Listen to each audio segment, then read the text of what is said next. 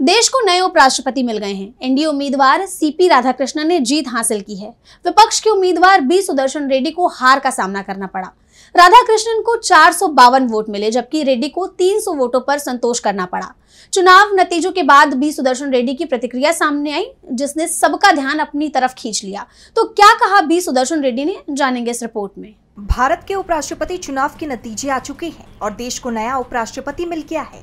NDA के उम्मीदवार CP Radhakrishnan को 452 वोट मिले, तो विपक्ष के उम्मीदवार बी सुदर्शन रेड्डी को इस चुनाव में 300 वोट मिले। सीपी राधाकृष्णन 152 वोटों से चुनाव जीतने में कामयाब रहे।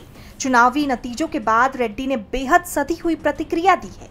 उन्होंने कहा है कि लोकतंत्र की मजबूती चुनाव जीतने से नहीं आती, बल्कि संवाद और सहमति और भागीदारी से ही लोकतंत्र जीवंत होता है। रेड्डी ने साफ कहा कि विचारों की लड़ाई अब भी जारी रहेगी और वो हमेशा लोकतांत्रिक मूल्यों के लिए खड़े रहेंगे।